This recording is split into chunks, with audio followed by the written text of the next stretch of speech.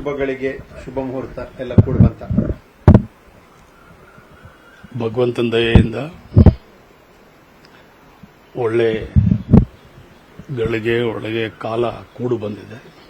ನಮ್ಮ ನಾಯಕರಿಗೆ ನಾವೆಲ್ಲ ಏನು ಇಡೀ ರಾಜ್ಯದ ಜನರು, ನಾಯಕರು, ಮುಖಂಡಗಳು, ಕಾರ್ಯಕರ್ತರು ಏನು ಬಯಸ್ತಾ ಇದ್ರು ಭಗವಂತ ಇವತ್ತು ನೆರವೇರಿಸಿದ್ದಾನೆ. ಅವನಿಗೆ ಒಂದು ಕೋಟಿ ಕೋಟಿ ಕೋಟಿ ಕೋಟಿ ನಮಸ್ಕಾರ.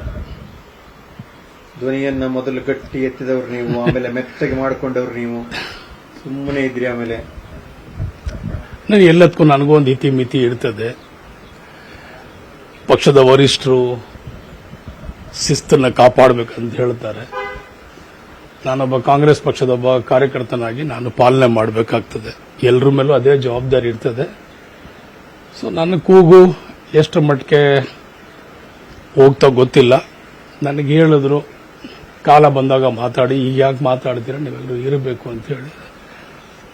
So I have to be like that. ಏನ್ ಮಾಹಿತಿ ಬಂದಿದೆ ಸರ್? ಯಾವಾಗ ಏನು ಅಂತ ಏನಾದ್ರು ಮಾಹಿತಿ ಬಂತು?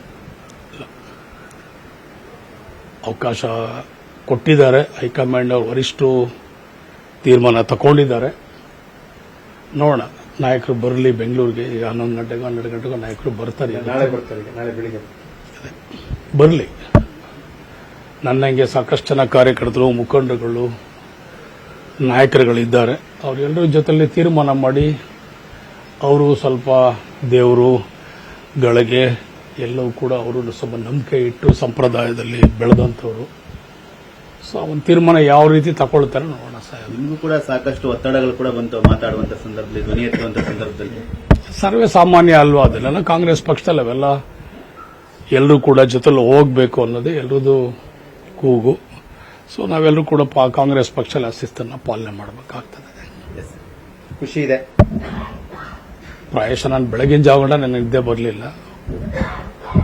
ಡೆಲ್ಲಿಗೆ ಅವಾಗವಾಗ ನನ್ನದೇ ಆದಂಥ ದಾಟಿನಲ್ಲಿ ನಾನು ಯಾರನ್ನ ಮಾತಾಡಬೇಕು ನಾನು ಮಾತಾಡ್ತಾ ಇದ್ದೆ.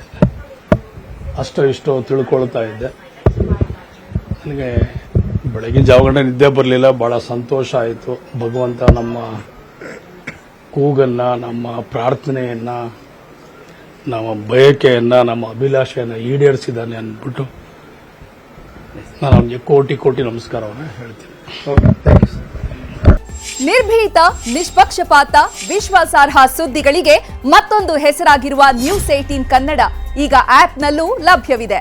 ದಯವಿಟ್ಟು ಇಲ್ಲಿರುವ QR ಕೋಡ್ ಅನ್ನು ಸ್ಕ್ಯಾನ್ ಮಾಡಿಕೊಂಡು ಆಪ್ ಡೌನ್ಲೋಡ್ ಮಾಡೋದಕ್ಕೆ ಮರಿಬೇಡಿ. ನಿಮ್ಮ ಬೆಂಬಲ ಹೀಗೆ ಸದಾ ನಮ್ಮೊಂದಿಗಿರಲಿ. ಧನ್ಯವಾದ.